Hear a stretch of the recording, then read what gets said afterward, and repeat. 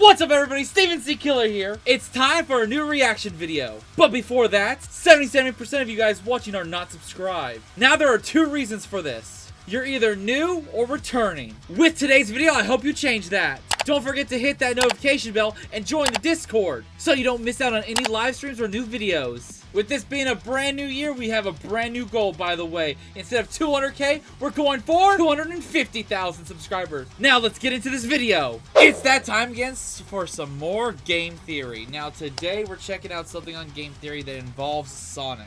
Now Sonic is a franchise that I've grew up with, loving, enjoying.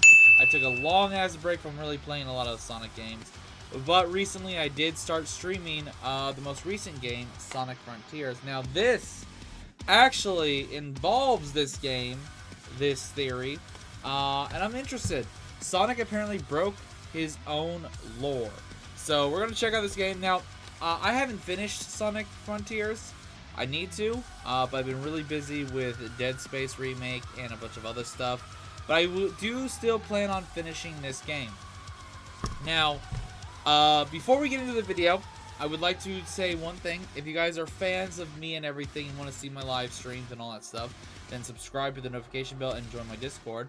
But also, later this month, I will be doing a memberthon. You may be asking what the hell a memberthon is. Well, it's just like a subathon on Twitch. So I'm going to go live for a certain amount of time, but you guys watching my live streams can extend the period in the amount of time I have to stream. It could be a single session of 8 hours, but it could also be turned into a long-ass session of 4 to 5 days. Who knows? It really depends on how many people show up, how many people become members, how many people gift members, all that good stuff. And also, I will be having goals that we can reach that will force me to do certain things on stream. Some embarrassing, some painful, some what the fuck, and others. So look out for all that stuff. I will be announcing the official day that I will be doing the stream and the time it will start relatively soon on my Discord and YouTube community page. So don't miss out on that. All right, let's get into this. Game theory video. Let's be honest, Sonic the Hedgehog wasn't originally designed with in-depth storytelling in mind. Mainly you're just running, jumping, and...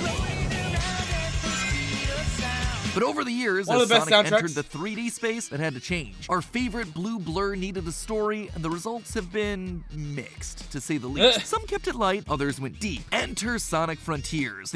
Actually, before Frontiers, I think this was called Sonic Generations. This one. Here's Sonic Frontiers. The one where it has both versions of Sonic, the old and the new, working together and whatnot. That one. I played that one, and then afterwards it was Sonic Mania. Those were like the most recent Sonic games I played before Frontiers. I missed a lot of the other ones. Here's the new open world adventure that went all in with a heapin' scoop of lore. They even hired the former chief writer for the Archie comics to help make it good. And what we got was confusing at best and potentially canon breaking at worst. I'm finding multiple connections between the Ancients and the Chaos Emeralds. It's almost like they share the same origin. So today we're gonna set the record straight. Does Sonic Frontiers shatter the Sonic canon, or is this game going far deeper than we realize? Like I said, I still haven't beaten the game, so I don't know the ending or anything. If this gives off any endings, honestly, it doesn't matter to me. I'm still going to enjoy the Frontier game and everything. I still plan on beating it, but like I said, Dead Space has taken my attention away from other things. Hello Internet, welcome to Game Theory, the show that's this close to collecting the 4 Chaos channels. Once I have them all, I'm gonna be able to ascend to Super Pat form. Some tells me that I'm gonna be looking good as a spiky-haired blonde. In the meantime though, let's instead talk about that spiky quilled blue blur, Sonic. Last November saw the release of Sonic's newest game, Sonic Frontiers. And let's not kid ourselves, this game had a difficult hill to climb. 3D Sonics don't exactly have themselves the best reputation. Also, it came out at a time against a lot of top-tier games, God of War Ragnarok, and it had to basically get itself noticed more by other people with all the big titles. Now, the one thing this game definitely has is awesome music, though. It also didn't help that when the initial gameplay teaser dropped, the whole thing looked empty and lifeless. So much so that Sega had to come out and tell gamers that you just don't get it, man. But then the game came out and it was still largely empty and lifeless. Basically, Sonic Team saw Breath of the Wild and went, let's do that, but with grind rails. Hey, we said this game was open world. We didn't say that there was stuff to do in it. All joking aside, though, I think the game's pretty solid. Sure, wow. in places, it feels unpolished in chunks of it, and that pinball game is unforgivable. But it is the most solid 3D Sonic has been in a long time. That said, one area where this new game wasn't lacking was the lore. Now, 3D Sonics tried to write stories in the past. Sometimes it works. Okay then, let's get ready to do this. Show that creep the real superpower of teamwork. And sometimes it's uber cringe. I'm Shadow the Hedgehog, the ultimate life form born to protect and serve the Dark Lord, Black Doom. Go Hey. I grew up. I actually enjoyed the Shadow the Hedgehog game. Don't give a fuck what people say. I liked that game growing up. And I know it probably doesn't hold up well, but when I was a kid, I liked that game! Fuck you! Figure. Writers have a hard time finding the right tone when they're making a story that stars talking hedgehogs. So Sonic Frontiers took a different approach. They hired the former chief writer for the Sonic Archie comics, Ian Flynn, to pen their story. And honestly, it shows in the dialogue. These characters feel really fleshed out. You speak of him with respect as often as you curse him. I do not understand. Oh, I hate that hedgehog. That doesn't change the fact that he is a formidable adversary. I respect him, don't have to like him. Knuckles and Sonic feel like Damn. rivals again. Tails gets himself a character arc. Even Amy has lines where she's more than just an obsessive fangirl. A love that transcended time. I believe in that power. When this is over, I want to share that love with the world, even though it may take us far apart. So it seems like this whole thing should be a slam dunk, right? Wow. Well, not quite. You see, this game goes well out of its way to prove that all the Sonic games are connected. We have moments that reference Sonic Forces. It's like how I couldn't handle it after Infinite. Oh, wait. There was that fucking, there was that Sonic game I also played. Sonic Riders. I also played that one a long time ago. I played that on the GameCube. I remember that game. That game was fun. Connected. We have moments that reference Sonic Forces. It's like how I couldn't handle it after Infinite attacked. Lines that talk about Sonic Adventure 2. But together you stopped the arc. Overcame Neo Metal. Even references to more obscure titles like Sonic Riders. Kinda reminds me of where we found Babylon Garden. Yeah, I wonder what Jet's up to. Which means that for the first time Really? There's that? He even talks about Jet? Goddamn. we actually have to take all of Sonic's lore seriously. And that's a pretty dangerous prospect because Sonic lore has gone to some strange places. Eggman, I am going to save this planet, and I am going to free these aliens. No copyright law in the universe is going to stop me! Making matters What? worse, even if you do know your Sonic lore, things presented in Frontiers seem to contradict major plot details from other games. So, does Sonic Frontiers actually make sense, or does it break the canon like many have suggested online? For once, let's slow down, let's take a deep breath, and explore the world of chaos energy, mutant aliens, Comment down below. Do you guys agree with this theory, or does it truly break the lore? and Sonic history. Let's start at the very beginning. At the start of Frontiers, Sonic and his friends get sucked into a cyberspace portal, basically a digital world built from memories of Sonic's past adventures. This first one recreates Green Hill Zone, but throughout the game, Sonic is forced to revisit places like Chemical Plant and Sky Sanctuary. And while Sonic manages I remember to escape those. this first portal, his friends aren't so lucky. You have done the impossible. You have escaped cyberspace through your own power. You are the key. Find the Chaos Emeralds. Destroy the Titans.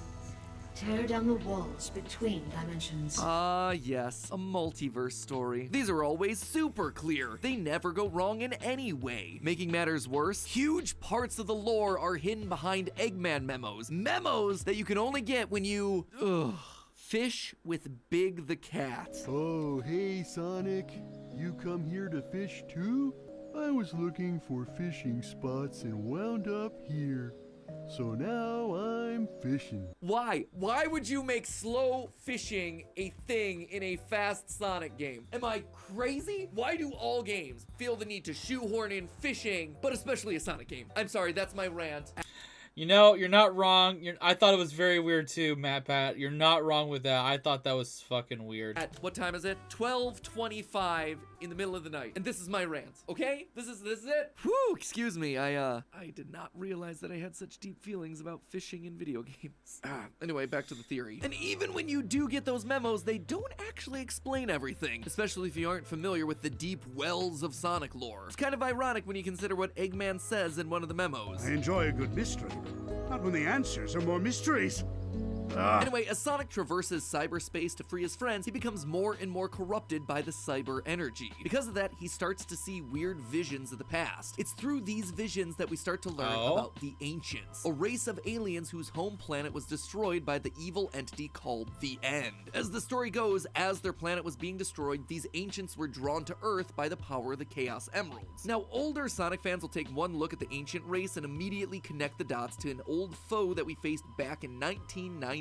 You see, these ancient aliens look exactly like the main villain Chaos from the game Sonic Adventure, and that connection isn't lost on this game either. I had Sage run a diagnostic on the recorded genetic data of the Ancients, and then against archives I have with me. They are relatives of Chaos, the god of destruction. It should be called out that this wasn't an accident. This was a conscious decision that was made by the writer Ian Flynn. The connection with the Chow was something that I pitched to make things feel cohesive.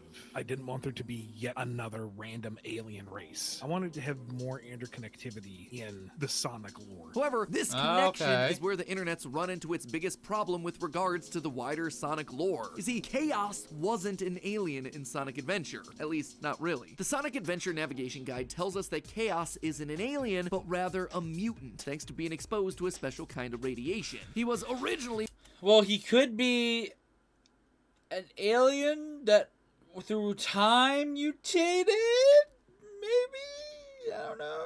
One of these adorable guys, a Chow. So apparently one of these cute fairy things mutated to become a water monster, but that then doesn't make any sense for what we see in Sonic Frontiers. The Ancients, as we see them in that game, were always water monsters. I mean, they have children that look like water monsters and everything. So if Chaos and the Ancients are indeed one and the same, is it possible for him to still have been a mutant Chow? This is the primary issue that I've seen debated online, and how this new game seemingly... Well, the thing about stuff like that is things get retconned all the time.